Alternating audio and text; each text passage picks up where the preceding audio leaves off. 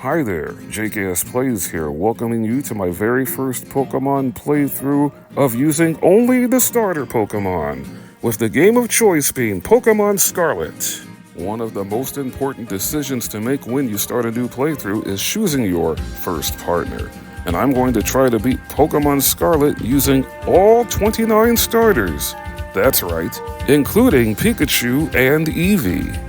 With the December 2023 release of Scarlet and Violet's The Hidden Treasure of Area Zero Part 2, the Indigo Disc DLC, Nintendo and Game Freak gave loyal Pokemon players the rare opportunity to hunt for all 24 starters from the first 8 generations from Kanto to Galar, all within 4 distinct biomes in the Blueberry Academy terrarium, which also made for a shiny hunter's dream come true, rewarding them with the chance to hunt for any shiny starter in the wild and to be able to catch them in any Pokeball they so desire.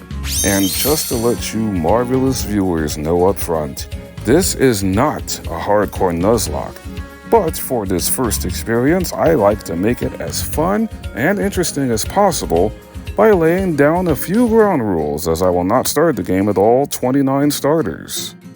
Number 1. I will be hatching starter eggs after defeating a Paldea gym leader. Eggs will be prepared for one starter trio in the order of the Pokemon generation. Secondly, after defeating a gym leader, I will abide by the obedience threshold, which increases 5 levels after each gym victory. I officially start the treasure hunt with the level cap beginning at level 20. Number 3. I can only use starter Pokemon that are at the level cap for all Victory Road, Operation Starfall, and Path of Legends battles until defeating the 8th gym where the level cap maxes out at 100, but I will still freeze the level cap to level 75 for the final boss. Number 4, after 9 badges are claimed, I can officially unlock the Teal Mask DLC storyline, where Professor Jock gives us a guaranteed Sinnoh starter egg, and then an egg for the other 2 Sinnoh starters can be prepared for. Finally, Pikachu and Eevee are eligible encounters, and will be the only Pokemon required for me to be caught in the wild during this run. Pikachu and Eevee will be evolved by evolution stones only. And with that out of the way, let's get it on! I begin my journey by enrolling in the Raja Academy for the 3rd time, which gives me the opportunity to once again thank everyone on my YouTube gaming channel that has subscribed and allowed me to reach another milestone of 1,100 subscribers. As I step out of my Cowboy Poké home, I run into the most iconic NPC of all of Pokemon, who reminds us that the power of science is amazing. And so are these Paldean starters: Quaxley the Duckling Pokemon, the Grass Cat Pokemon Sprigatito, and the starter I chose first, the Fire Croc Fuecoco, which I nicknamed Roy. In the first 5 generations of Pokemon, your rival always picks the starter stronger than yours. That's not the case here, as I battle against my battle-loving neighbor Nemona for the first time, sending Roy into battle against Nemona's Sprigatito, striking first with Ember. Not sure if Nemona was going easy or holding back, but she called for Tail Whip by Sprigatito, which basically thrown the match, and I was able to get my first victory for Fuecoco with another Ember. The early dominance for my Roy continued as I defeated Arven and his Skwovet with 3 more Embers, right in front of the box legendary Koraidon. And after showing me the breathtaking view of the entire Paldea region, Nemona once again challenged me to battle, but this time she wasn't playing around, as she came at me with 2 Pokemon. It was the same old story for her Sprigatito, before Nemona decided to bring out her ace in the hole, the Gen 9 Electric-type Palmy. Nemona also gave me a small taste of what terrestrializing can look like. But the only move Palmy has is Thundershock. The first one hit pretty hard due to terrestrialization. But since my Fuecoco had a special attack boost in nature, that first Ember took half of its HP away. I defended myself against a possible critical hit by giving Fuecoco an Oranberry to hold to gain some health back. Then one more ember from Fuecoco seals the deal, pinning another L on Nemona's record against me. Once again, I have entered my way into the largest city in all of Paldea, the marvelous town of Mezagoza. After I got myself into a little bit of a mess with Team Star, Nemona felt it was proper to give me my very own Terra Orb, and I quickly put it to good use right away on my Fuecoco, terrestrializing it into a pure fire type.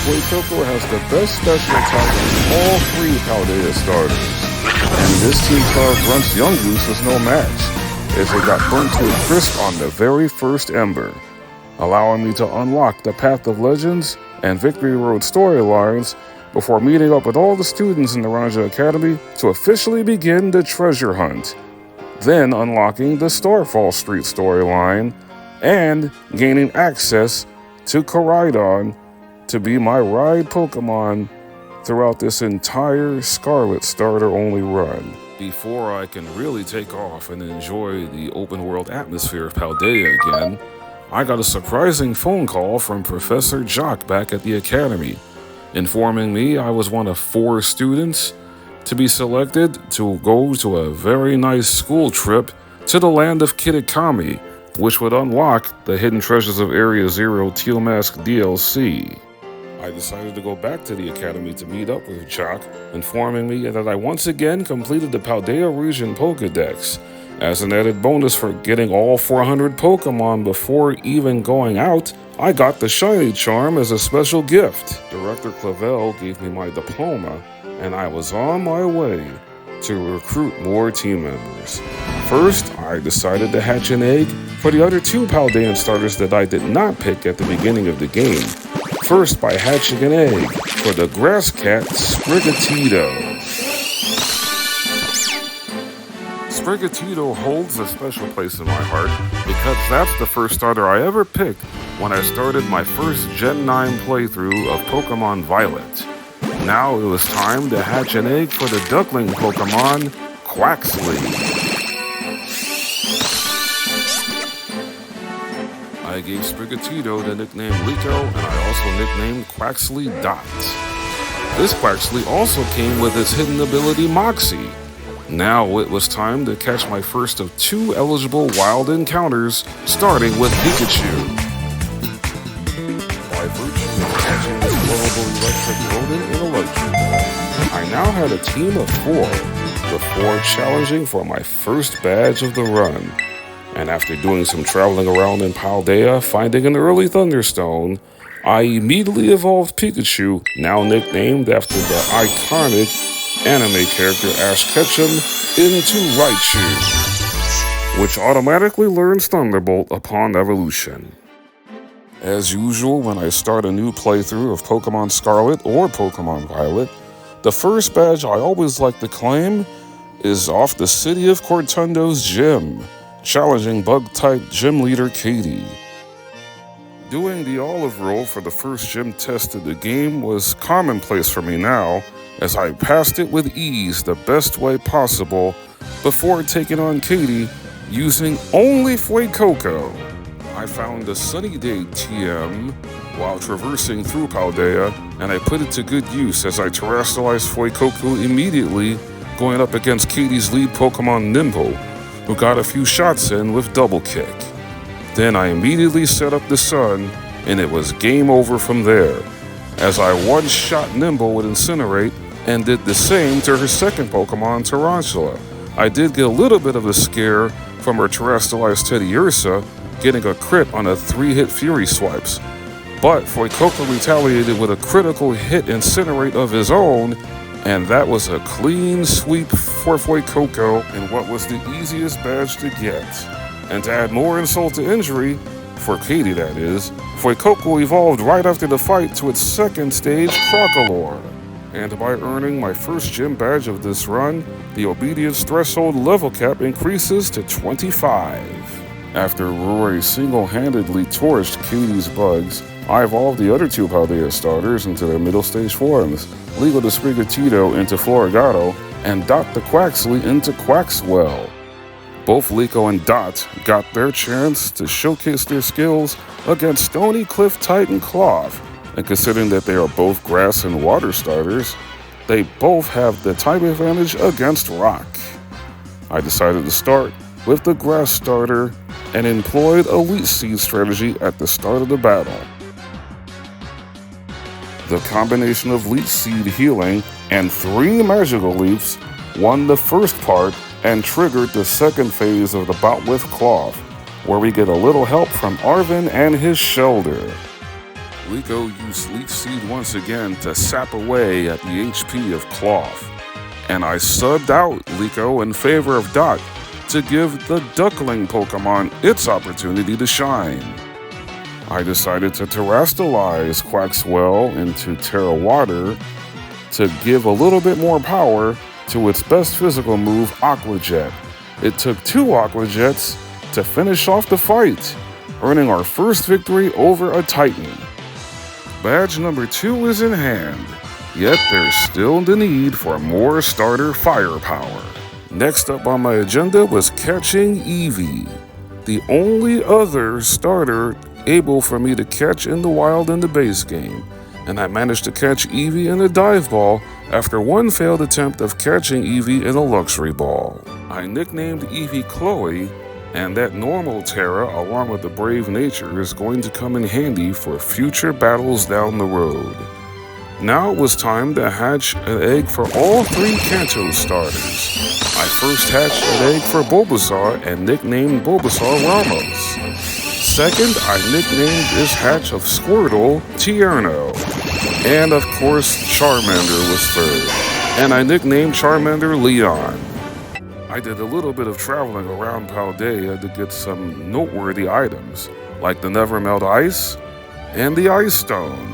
Notice a trend here, but I also made sure I went near Medali to get leftovers and the TM for Flamethrower. My decision to evolve Eevee was made clear by getting the Ice Stone, as I decided to evolve Eevee into probably the most underrated of all the evolutions, Glaceon. I felt the need for Glaceon in this run considering no starter has Ice as its secondary typing.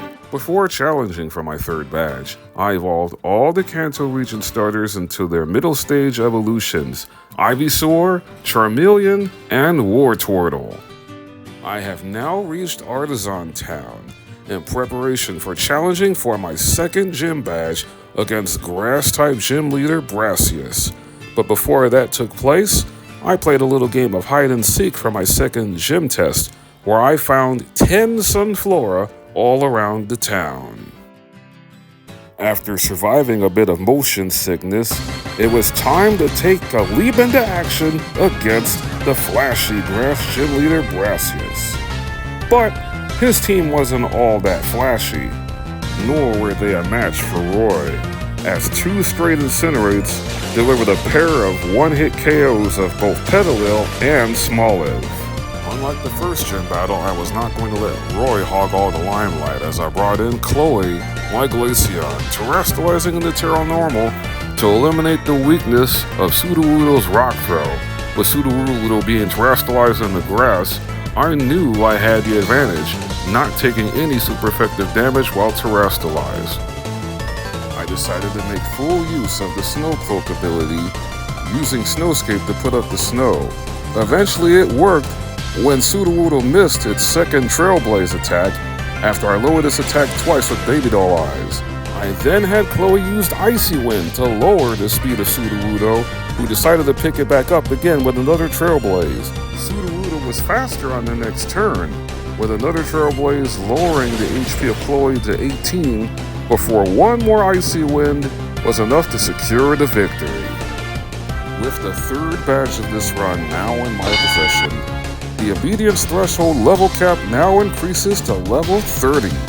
And since this is my second win over a gym leader, I was now able to hatch an egg for all 3 Johto starters. Chikorita, which I nicknamed Casey, Cyndaquil, which I nicknamed Akari since it was a female, and the female avatar name of Pokemon Legends Arceus' character, and Totodile, which I nicknamed after Johto Gym Leader Price. But for my fourth badge, I decided to use Ash to do some serious damage against, in my opinion, one of the ugliest birds ever created, the Open Sky Titan Bombardier. A deadly Electro Ball ended the first phase in one hit. Then I zapped that foul creature out of the sky for good with 3 Thunderbolts. Marvin Snackley also helped out with a little bit of Smackdown. A relatively easy win over a Titan, claiming my 4th badge in the run so far. But trying to earn badge number 5 would be anything but smooth sailing. I took all 3 Paldean starters with me along with Ash, Chloe, and Leon to engage in combat against the second squad of Team Star and their dark leader Giacomo. His lead Pokemon Poniard wasn't the problem in this fight, as I decided to counter Poniard with Dot the Quaxwell. After taking an aerial ace, one powerful low sweep scored a critical hit for a one-hit knockout, leading to the real issue in the battle, the second Starmobile. I went from this to this in 5 minutes, forcing me to call upon Ash the Raichu to once again save the day. The Starmobile did not see a KO on the first turn with Raichu, so it decided to opt for lowering its special defense by 2 stages with Metal Sound, but Raichu had one more Terrestrialized Thunderbolt to finish the fight off. Easily the most grueling battle in the early part of my Scarlet starter-only run. Next up, I returned to Levincia Town to star in one of Iono's live streams. That last battle with Giacomo of Team Star definitely had me shaken up, but I still felt like I couldn't lose as I challenged the lean, mean streaming queen to a gym battle. Electric's only weakness is the ground, yet I still had some grass starters that resist the electric typing. I came up with the best plan possible to ensure I was able to win.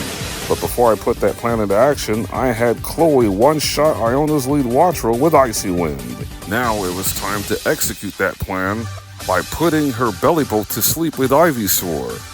Then it was Leech Seed time. I knew Ivysaur has good enough defense to withstand a resistant spark. Unfortunately, the first spark from Bellybolt caused the paralysis, but Ivysaur was able to gain health back with Leech Seed. After taking another spark, I decided to put Bellybolt on the clock by slapping it with Poison Powder, getting more HP every turn by Leech Seed. Bellybolt hit a 3rd consecutive spark, then I had Ivysaur attack with Acid Spray to lower Bellybolt's special defense by 2 stages. Since I finally used an attack on Bellybolt, it powered up its 4th consecutive spark due to Electromorphosis, but one more Acid Spray put Bellybolt down for the count, forcing Iono to summon Luxio, as I decided to counter with Floragato. Luxio lowered the attack stat by 1 stage of Floragato with Intimidate, but I decided to continue with my Leech Seed tactics. After taking a bite and getting some more healing from Leech Seed, I taught Floragato the ground move Mud Slap, which lowered Luxio's accuracy by a stage. Iono's kitty bit my kitty again, but a second Mud Slap from Floragato put Luxio dangerously low. A 3rd bite from Luxio was not able to get the flinch, then a final Mud Slap from Floragato was enough to take Luxio out. After winning that catfight, Iono's last Pokemon was her levitating Ace Mismagius, and once it terrestrializes into Electric, Mismagius has 0 weaknesses. Since I was so confident in winning, I did not give any of my Pokemon on the team a Persim Berry to get rid of the inevitable confusion that was bound to happen whenever Mismagius used Confuse Ray. It looked like a bad strategy at first when I tried to hit U-turn with Floragato after being nailed with a powerful Hex. Liko hit itself, but on the next turn it was actually faster than Mismagius and also snapped out of its confusion miraculously, allowing me to hit Mismagius with U-turn and sub in Chloe. The chip damage from U-turn and Leech Seed proved to be valuable, as I decided to terrestrialize Glaceon into Terra Normal for the ultimate finish that I never thought I'd use in a playthrough. Eliminating the Hex factor, Mismagius opted to use Confuse Ray instead to put my Glaceon in a delirious state. I actually gave Glaceon a held silk scarf to power up normal moves. Somehow Glaceon broke through confusion, and it was time to go for the Hail Mary.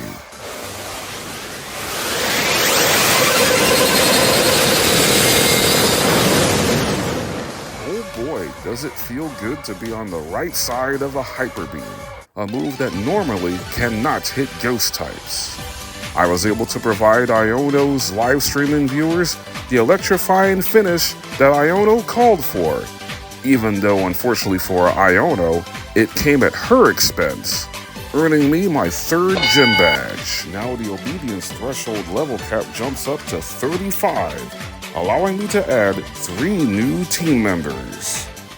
Keeping up with the theme of hatching a starter trio by generation only, it was time to hatch some Hoenn region starters, beginning with this Mudkip, which I nicknamed Rock. I then hatched a Trico egg, nicknaming Trico Sawyer, and I was very pleased to hatch a hidden ability speed boost Torchic, nicknaming Torchic, of course, May. Hatching that Mudkip egg came at the perfect time as I now attempt to claim my 7th badge and taking down Team Star Fire Boss Mela and her Shutter Squad.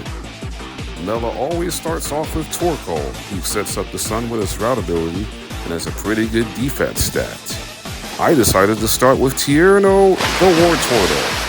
First things first, I washed away the sun with Rain Dance and immediately went on the aggressive after taking a pathetic Flame Wheel. A rain-boosted Surf easily handled Torkoal, forcing Mela to call upon the power of her stacked Starmobile. I made a surprising switch and brought in Brock the Marshtomp in an attempt to shake things up. After taking 2 straight swifts, I had Marshtomp unleash an Earthquake, a powerful ground-type move TM that I earned by beating 5 trainers in the Asado Desert. A second Earthquake put the Starmobile below 50% of its HP. With 1 turn of rain remaining, Marshtomp felt like that Starmobile needed another washing, as one final Water Pulse polishes off a decisive victory, emphatically giving me my 7th badge. After vaporizing Mela's plans to melt down my passion for winning, I intended to keep the heat on, as I now face the lurking Steel Titan Orthworm. Crocolore makes its return into action by setting up the sun for Leon, who I wanted to give its opportunity to contribute to the team. Unfortunately, Orthworm's second headbutt scored a flinch, forcing me to bring Crocolore back in. After being wrapped up by this giant slug, 1 Incinerate was all it took to end the first part of the bout, taking advantage of Orthworm's pitiful special defense stat. Unfortunately, rain started to happen, eliminating my sunny day approach. But I was determined to fight through this latest obstacle and brought Leon back into the fray for its opportunity at revenge from being flinched by headbutts. Arven's Toadstool came through with a timely assist by confusing Orthworm with Supersonic, and as Orthworm hit itself, that opened the door for Leon to start cooking with Flamethrower, which was nerfed by the rain. Orthworm then targeted Toadstool, leaving itself wide open for a second Flamethrower from Charmeleon, which was not enough to get the final blow, but it did get a burn, allowing for Toadstool to finish off the bout with Grass Knot. Badge number 8 is mine, and seemingly nothing could stop me and my starters now. I now hit Cascarafa Town, hoping to continue climbing the ladder of success, encountering Gym Leader Kofu, who apparently lost his wallet. After helping him out, he graciously rewarded me with a Pokemon battle. Kofu specializes in water types, and since his lead Pokemon is a Volton Veluza, I wanted to strike quickly with Trailblaze from Liko. After eating a Pluck which took nearly half of Liko's HP away, one more Trailblaze knocked out that stupid fish. Wugtrio came in, so I pivoted out with U-turn to bring in Raichu. Making that switcheroo was a smart move. Even though Wugtrio nailed the headbutt, it got paralyzed instantly due to Raichu's static ability, leaving Wugtrio a sitting duck for a Thunderbolt and a hasty exit from the battle. Kofu's Water Terra Crabominable is no different. Even though Crabhammer hits like a Cadillac Escalade, Crabominable is slow as a snail and has no physical defense whatsoever. Kofu could only stand and watch as his Scorbomable got zapped into the middle of next week with an Electro Ball from Ash, earning me my 4th gym badge in convincing fashion. The obedience threshold level cap increases to 40, and as good old Jim Ross would say, business is about to pick up. Now that I have 9 official badges, I am halfway home in my Pokémon Scarlet starter-only run, giving me free reign to officially begin the Hidden Treasure of Area Zero Part 1, the Teal Mask DLC, where I was assigned with a mission to find Professor Jock. While visiting the land of Kitakami for the first time, I was able to get a lot of helpful TMs along the way to teach the starter Pokemon. And speaking of starters, I was given a free Sinnoh egg from Professor Jock. And which Sinnoh starter did I hatch out of this egg?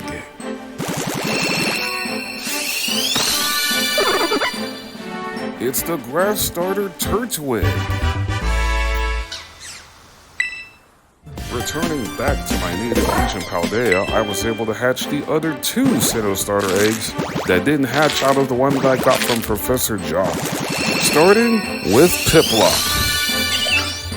After that, I was able to hatch another hidden ability starter, this time an Iron Fist Chimchar. With the obedience threshold level cap now at 40, I was able to evolve every single starter from Gen 1 through 4, along with all 3 Paldea region starters, into their final evolutions. I nicknamed Turtwig after the Sinnoh Grass Gym leader Gardenia, I nicknamed Piplup Dong, and I also named Chimchar Paul. I mysteriously stopped evolution for Akari, because due to a community poll I hosted on my YouTube gaming channel, 78% voted in favor of evolving Akari into its Hisuian evolution, Typhlosion. So I did a little bit of home organizing, put Akari in Pokemon Legends Arceus to make that evolution possible.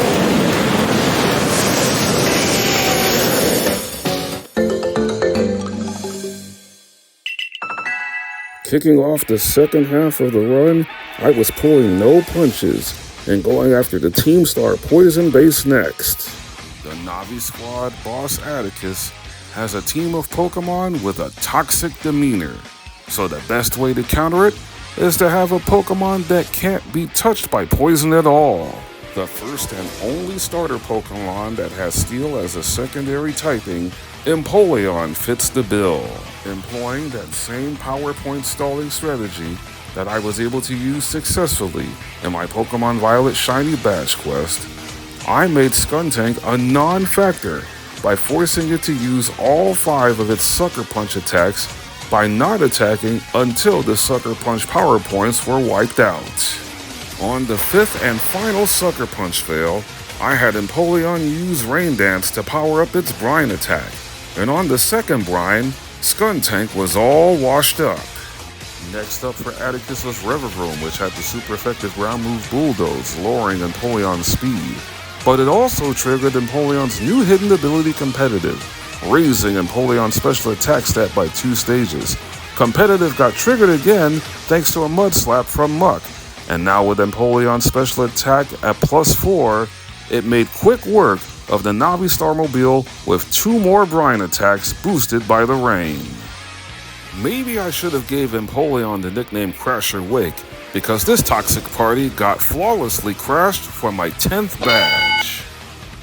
I now reached Medali Town to take on the most popular gym leader in all of Paldea, and arguably the most popular normal-type gym leader of all time, Larry. Now boasting a fully evolved Infernape, I decided to unleash Paul on Larry's first 2 Pokemon. Komala and the Dunsparce both got knocked out swiftly in one hit with 2 consecutive Drain Punches. Larry's A-Star Raptor posed a threat first by intimidating Paul and almost taking out Infernape with Aerial Ace, but thanks to the Drain Punch Mach Punch combination, Infernape rules with an Iron Fist, earning me my 5th gym badge. The obedience threshold level cap now increases up to 45, and now it's time to hatch another starter trio, this time from the Unova region.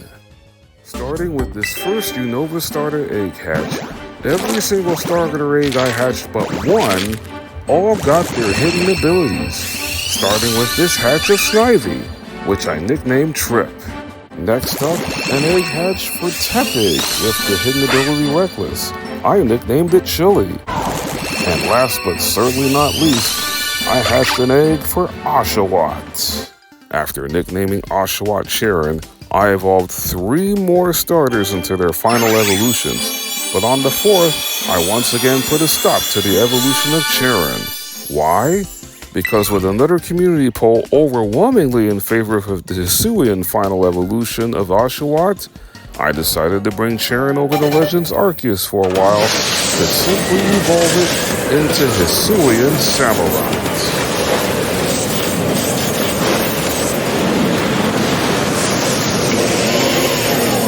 Now I have 2 awesome starters with the secondary dark typing. Before challenging for my 6th gym badge, I was once again confronted by Professor Jock inside the Montenevera gym. This time, Jock gave me the Lucky Egg, a valuable tool in providing experience for Pokemon, as I now took on the Ghost-type gym leader Rhyme, known as the MIC of RIP. This is also the gimmick gym in Scarlet and Violet, and I was planning to expose one of those gimmicks right away by terrestrializing Sharon. Now a fully evolved Meowscarada, Liko provided a powerful opening number by destroying Banette on the first turn with Night Slash.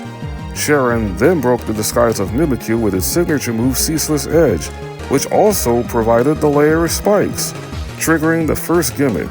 Whenever you terrestrialize a Pokemon at the start of the battle, both your Pokemon get an Omni boost to all 5 of its stats. Now at a +1 in everything, Hisuian Samurai and Meowscarada were seemingly unstoppable as a tag team. Mimikyu was dealt with swiftly by another Night Slash from Meowscarada, who then took a Play Rough from Houndstone after Samurott missed Ceaseless Edge. The other gimmick is if you knock out a Pokemon, both your Pokemon get an attack and special attack boost. But so does Rhyme if she knocks out one of your Pokemon. Rhyme brought out her ace, Ghost Terror Toxtricity, as Houndstone was wiped out by another Night Slash from Meowscarada, and this time, Ceaseless Edge found its mark. That closing number from Sharon was too much for Toxtricity to handle, making my Hisuian Samurai and Meowscarada the true stars of this show. That Grammy Award-winning performance was enough to make Rhyme recognize that I was worthy of my 6th gym badge. Thanks to Liko and Sharon, my obedience threshold level cap is now at level 50. Returning to Levincia Town, I hatched an egg for all 3 starters from the Kalos region, with the first egg being for the grass starter Chespin. After nicknaming Chespin with the hidden ability Bulletproof Alon, it was time to hatch the 2nd egg, this time for my favorite of the bunch, Froakie.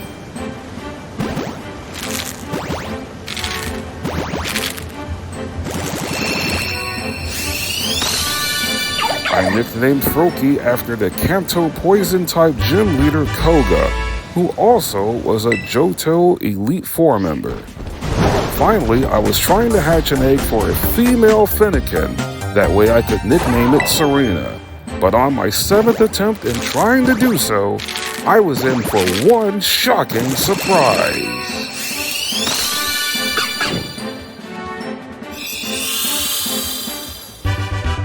Well, I did receive a lucky egg from Jock, but it wasn't this egg hatch for a shiny Fennekin. Even though this Fennekin was a male, I decided to nickname it Serena anyway. Nicknames know no gender in this Scarlet starter-only run, and this Fennekin came with a special defense-boosting, speed-lowering, sassy nature. I quickly evolved the Kalos Trifecta into their final evolutions, the Protein Greninja, a shiny Delphox, and a powerful Chestnut. The next destination, Alfrenada Town. My next opponent, Psychic Gym Leader Tulip. I chose to start this battle with Hisuian Samurott against Tulip's lead Farigiraf. I laid down some spikes as I eradicated Farigiraf with Ceaseless Edge. After Sharon boldly set the trap, I summoned in Meowscarada to do some work on Tulip's Gardevoir. cutting my favorite Pokemon out of the conversation with a Shadow Claw. Sorry, Guardy, but I'm standing on business tonight. I kept Meowscarada in to slay a Spaffler with a scintillating Night Slash. It was time for the third Dark-type starter to make his presence felt, as I brought out Koga, the Protein Greninja, to square off against Tulip's Psychic Terraflorges. As both myself and Tulip terrestrialized our Pokemon, it set the stage for a true battle of attrition. Without terrestrialization, Florges is a pure fairy type, and knowing how to move Moonblast packs a punch, I felt the need to terrestrialize Greninja into a pure water type to eliminate its dark weakness to fairy. I got 3 hits in with Water Shuriken, but after nailing a Dark Pulse, a second Moonblast from Florges brought Greninja down to just 2 HP before one final Dark Pulse ended the fight. That was too close for comfort right there, but I maintained my undefeated streak in gym leader battles, giving me my 7th badge while striking a pose with Tulip. Overall, my badge count is now up to 13, raising my obedience threshold level cap to 55 with 1 more gym to go, which also means I can hatch 3 more starter eggs. Next on my agenda, I hatched an egg for all 3 starters from the Alola region, which all came with their hidden abilities. First up, Liquid Voice Popplio, which I nicknamed after Professor Kukui. Next up, the Intimidating Litten, which I nicknamed after Kiawe. And finally, the Long Reach of Rowlet, which I nicknamed How. Get ready to feel the icy bite of reality. The reality is, this 8th and final gym battle with Ice-type leader Grusha is about to turn into a disco inferno, as I brought out a full team of Fire-type starters, beginning with Roy the Skeleturge, setting up the sun with Sunny Day, also giving it the Heat Rock to extend its turns from 5 to 8. After taking a resistant blizzard, I have Skeleturge sing a torch song, which is quite effective on Beartic's lead Frostmoth. Before going out, Frostmoth did set up a tailwind for the next Pokemon, Beartic, allowing it to be faster than Emboar and hit a powerful earthquake. Before Beartic got heat crashed, I knew Emboar was a goner if I didn't sub out Emboar in favor of Leon the Charizard. The Kanto flamethrowing powerhouse quickly got rid of the Polar Bear. I now brought in May the Blaziken to take care of Thick Fats the Titan with 1 powerful Brick Break. On paper, this ensuing final showdown between Paul the Infernoob and Grusha's ace Pokemon Altaria would be an advantage for Altaria due to it being a dragon flying type. But thanks to the power of terrestrialization in Generation 9, the advantage quickly goes in favor of Paul the moment Grusha terrestrialized his Altaria into a pure ice type. This one-sided bout quickly came to a scorching conclusion when I called for Inferno to decimate Altaria with a Flare Blitz. So much for that icy bite of reality, as I strong-armed my way to claiming my 8th and final gym badge, which means the obedience threshold level cap completely maxes out. But for this starter-only run, I'm going to freeze it at level 75. After receiving the Ice Spinner TM, I was greeted in the Glaciado Gym by my rival Nemona and top champion Gita, who gave me the announcement that now that I have 8 gym badges, I officially qualify for the Pokemon League. But before that happens, I have 4 more badges to claim, and I get to hatch 3 final team members. The only region I have left to hatch starter eggs from is the Galar region. And to start off, I hatched that egg from my favorite of the 3, Scorbunny, which came with the hidden ability Libero, and I nicknamed it Hawk. Next, I hatched Sawbo, and nicknamed it Bead. Finally, I hatched a female Grookey, and I decided to nickname it Marnie. The last thing left to do before challenging for the final 4 badges in this run is to evolve the remaining starters into their final evolutions. And with my 3rd community poll voting 65% in favor of this, I did not go the Hisuian route this time and evolved How into the original form of Decidueye, giving me a 3rd starter with Ghost as its secondary typing. And for those of you who may be keeping score, the last 4 badges left to claim are beating 2 more Titans and conquering 2 more Team Star bases.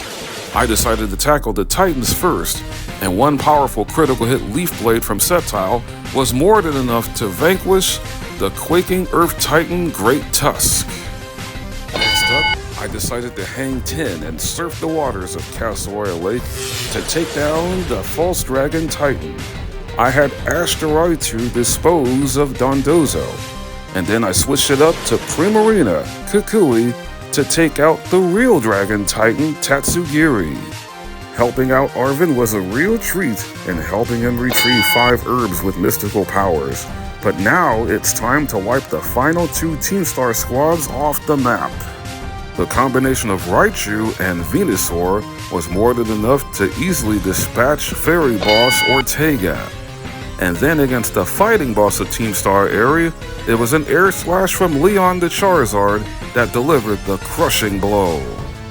All 18 badges are now firmly in my possession, putting me in position to finish all 3 storylines. I didn't show off the final battles of the Path of Legends and Operation Starfall battles in my Violet Shiny Badge quest, so I decided to do that here in my Scarlet starter-only run, giving me an opportunity to showcase some of the starters, starting with Maid of Blaziken against Arven's lead Greedent.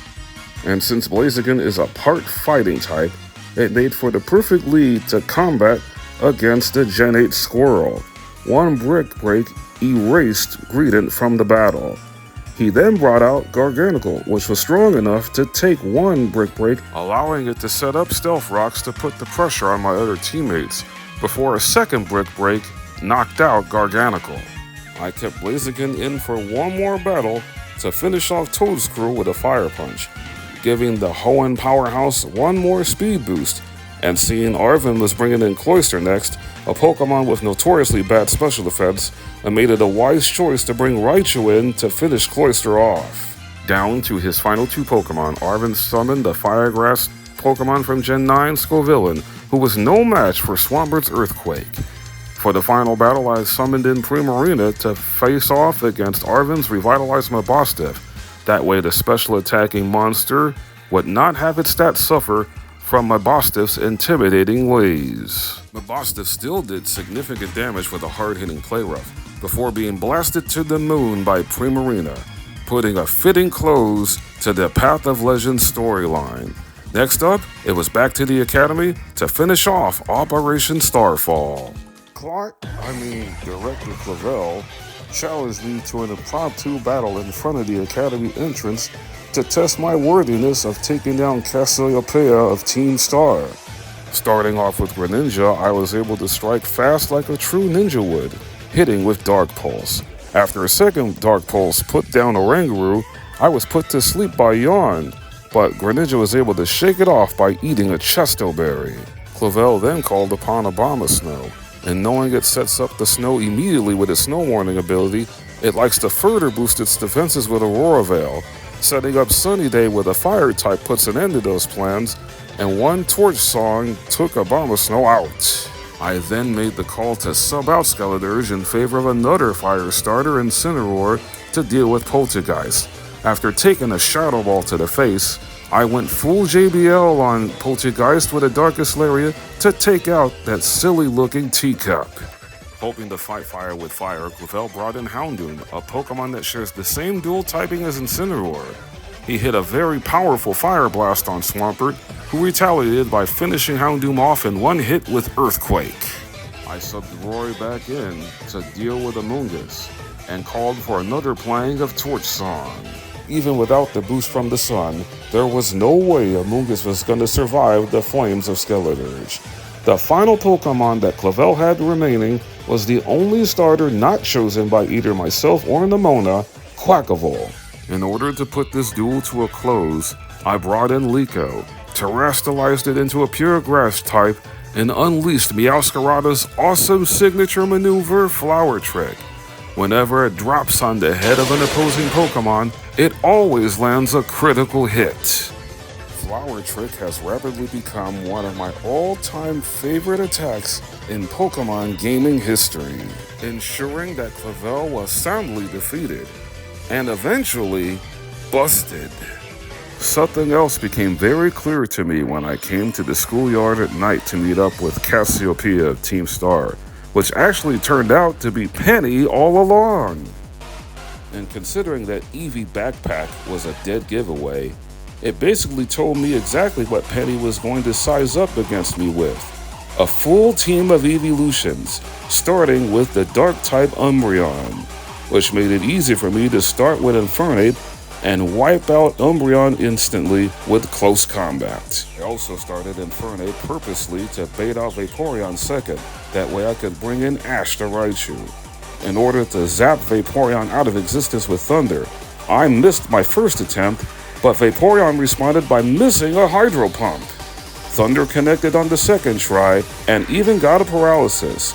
It didn't stop Vaporeon from striking with a strong Hydro Pump.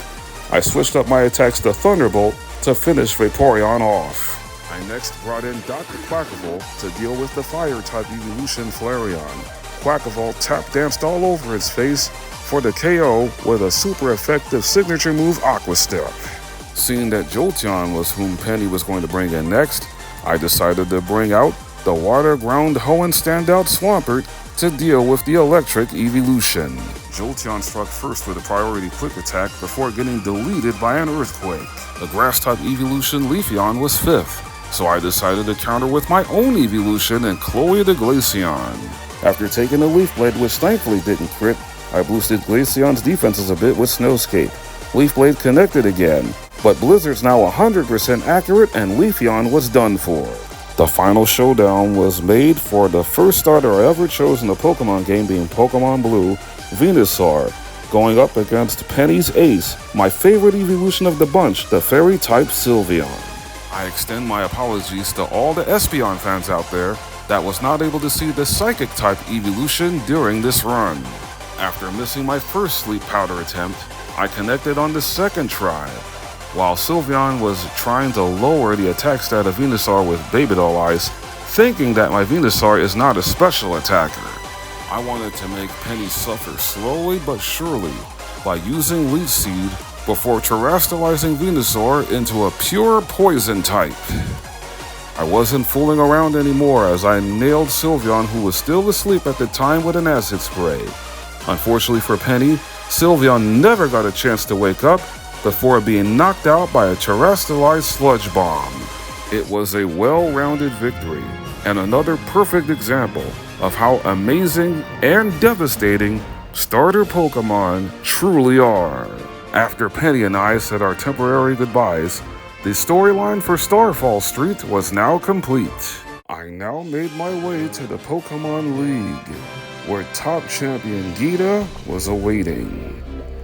Once I entered the building, there was no going back, as I took the champion assessment, which I obviously passed on the first try, setting up what I came here to do: become Paldea's next champion.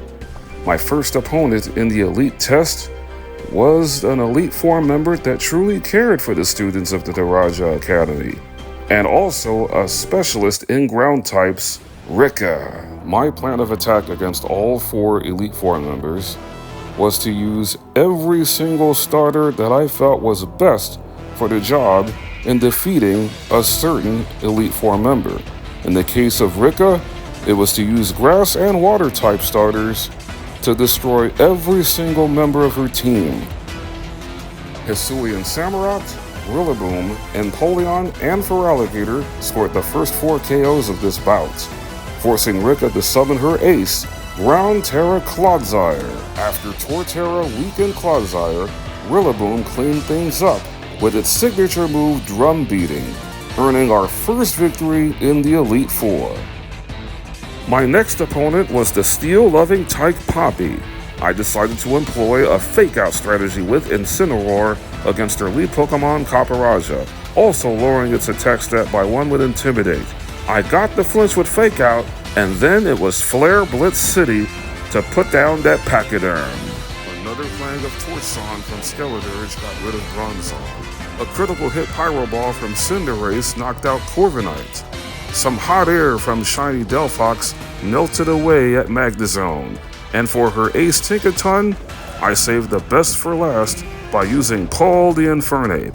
And one Iron Fisted boosted Fire Punch scored a 1-hit KO for our second victory in the Elite Four Gauntlet. Round 2 was next with Larry, who now was going to take a hand at using flying types instead of normal. And remembering how his Staraptor almost took out Infernape in the gym battle, I knew I was in for a much different kind of battle. His lead Tropheus, though, was no match for Charizard and its flamethrower. Staraptor was seeing stars after being zapped by Raichu's Thunderbolt. Both Altaria and the electric form Oricorio were wiped out in back-to-back blizzards from Glaceon, forcing Larry to call upon his new ace, the Flying Terraflamigo, also a fighting type, which made it simple for me to bring Raichu back in and conclude matters with yet another Thunderbolt, making it 3 wins in the Elite Four Gauntlet, setting up the stage for the toughest one of the 4, the Dragon Master Hassel. The Dragon typing has always been one of the most fiercest typings in all of Pokemon, and is the only typing that I know of that resists all 3 starter types of fire, water, and grass. So I knew I needed to make my decisions carefully in this Elite Four battle. Charizard instantly took out Noivern with 2 Dragon Pulses. After surviving an Iron Head, Glaceon's Freeze Dry eliminated Haxorus. Earthquake from Swampert got rid of Dragalti, and after surviving a powerful Seed Bomb, a quad-effective Icy Wind from Primarina got rid of Flapple. I kept Primarina in to go up against Hassel's ace Pokemon, the Gen 9 Pseudo-Legendary Dragonite type Baxcalibur, terrestrializing into a pure Dragon type. Baxcalibur's Icicle Crash put Primarina deep into the red, before the Alolan Water Fairy type won the bout with one final majestic Moonblast, putting me one step closer to becoming Paldea's next champion. With well wishes and congratulations from Rika, Poppy, Larry, and even Hassel, who could not control his emotions, I managed to make my way to the top of the Pokemon League, where at last I reached my date with Destiny, a battle with top champion Gita, for the right to be called the next champion of the Paldea region. For this championship match, I decided to bring with me the first 4 starters I had with me before I won my first badge in Cortundo, along with Glaceon and Blaziken, to take out 2 of Gita's Pokemon in particular. Liko, the Meowscarada, was first up against Gita's Espathra, and just like the battle with Psychic Gym Leader Tulip's Espathra, one Night Slash was all it took to put Espathra down. It was powered up a bit, considering I had Meowscarada hold a Life Orb. Since Go-Go was next with the super effective Play Rough, I decided to bring in Glaceon, boosting its defenses immediately by setting up the snow. Go-Go chose to increase its attack and defense with Bulk Up, but it was not going to make a single move, thanks to one Blizzard to put Go-Go out. The powerful Dark Steel type from Gen 9, King Gambit, came in third, which is why I had Blaziken in this bout. A quad-effective Brick Break immediately eliminated King Gambit from the equation. With the snowflakes still falling from the sky, Kita decided to bring in Avalugg next, and as we all know, Avalugg is a powerful physical defensive tank. So I decided to melt away at Avalugg with its pitiful special defense stat with a Torch Song from Roy the Skeledirge. My next team member to step into action was Ash the Raichu going up against Veluza. I wanted to go for Thunder to get the knockout, but missed, and got punished for it when Veluza's Liquidation got Raichu's defense lowered, but the static ability came through once again, making Veluza paralyzed and rendered helpless to get knocked out by a Thunderbolt. The final Pokemon Gita had left was her ace Pokemon and one of my Paldea favorites, the Rock Poison type Glamora.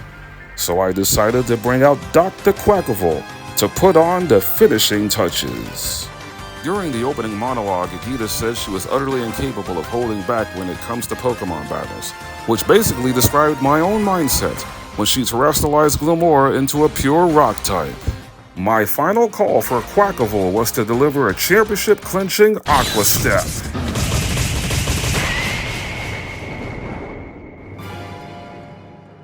Game, set, match, and down goes Glamora.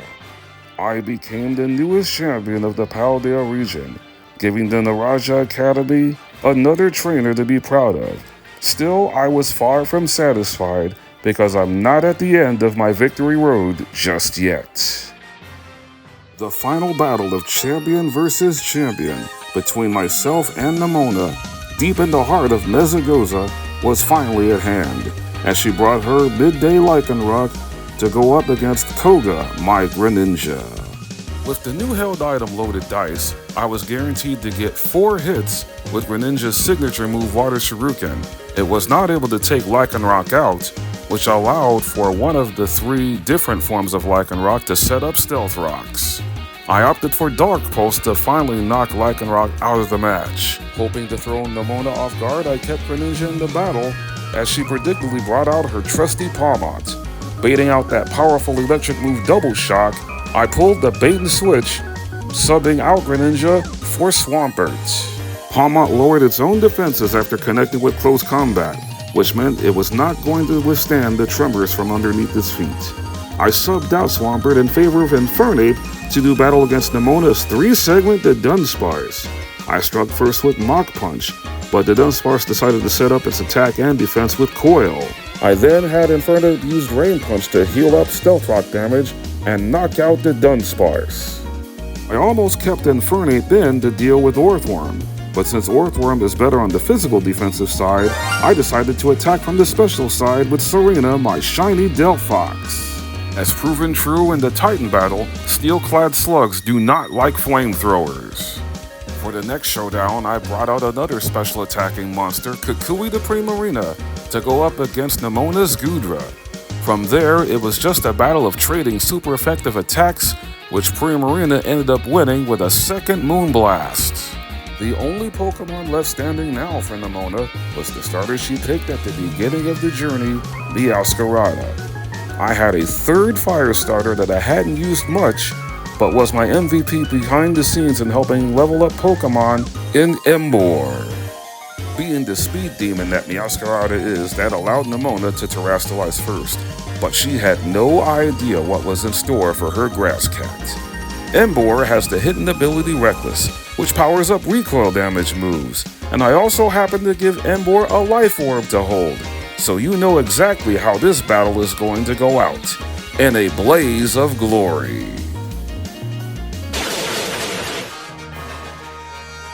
With that final fantastic Flare Blitz, I now earned the right to be called the ultimate champion of the Paldea region and the strongest trainer in the Naraja Academy. Just when I thought Nemona was going to lose her mind, she was actually happy for me that I was able to prove that I can defeat her on the grandest stage of all, closing out the Victory Road storyline. I'm now labeled as the last bastion of hope as I took 6 new starters with me on the way home, answering the call from Arvin one last time to assist them in trying to save the Paldea region. With help from my best bud that has been with me through it all, Koraidon, it was now time for me to go toe-to-toe with the final boss, Professor Sada. Her team is filled to the brim with powerful Paradox Pokemon of the past, making this the most difficult fight in all of Pokémon Scarlet. Still, I came into this battle with a plan, and I was not going to deviate from it. The first Pokemon Sada started out this battle with is the ancient Volcarona Slitterwing. I elected to start the battle with Charizard, considering Slitterwing is a bug fighting type. A quad-effective Air Slash took out Slitterwing in short order, forcing Sada to bring out a Paradox Pokemon that I knew was going to give me an abundance of trouble, the ancient mischievous Fluttermane. Putting its legendary-like special attack and speed stat to good use, Fluttermane wiped out just over half of Empoleon's HP with Thunderbolt. Empoleon retaliated with a super effective Flash Cannon.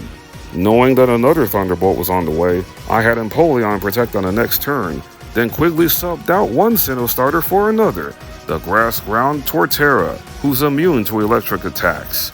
Still, I was not in the clear as Fluttermane also has Mystical Fire. But Gardenia knew it was crunch time and Fluttermane was gone. Next, I sent in a Rocky Helmet holding Decidueye to do battle against the ancient Jigglypuff Screamtail, who surprisingly was faster and hit a super effective Ice Punch, also doing damage to itself. The signature Spirit Shackle was not enough to put Springtail away, but the priority Sucker Punch did the trick.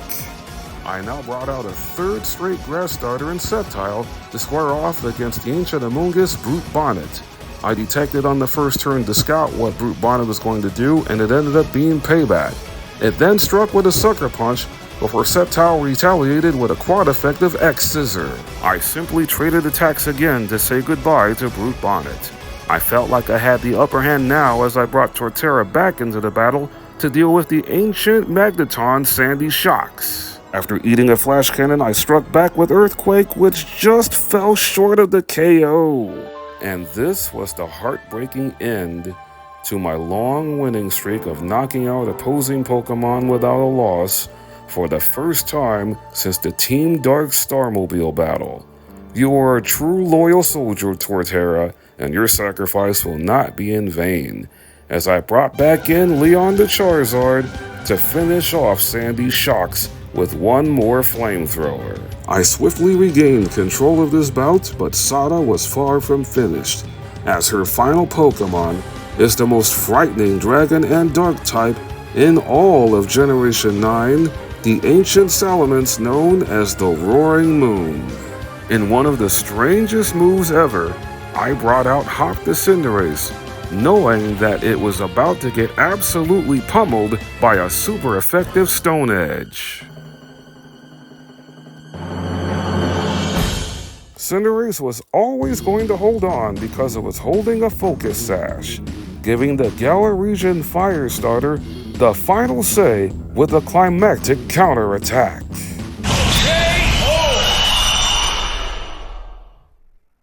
And with that dramatic finish, I can boldly proclaim that starter Pokemon are great enough to carry you through an entire Pokemon game. The final curtain call in this run belonged to Koraidon, as the Scarlet Box Legendary pulled out a miraculous comeback of its own to defeat its bully brother for the final exclamation point, putting a climactic end to the tyrannic ways of AI Professor Sada. Doing this Scarlet starter-only run was a pretty fun challenge to say the least, and I enjoyed doing it. I want to thank each and every one of you from the bottom of my heart who took the time and wanting to see it for yourself. If you love content like this, be sure to leave a like, and if you are a newcomer to the channel, be sure to click on the subscribe button, because every subscription tells me that I am doing something right and will inspire me to want to make even more gaming content.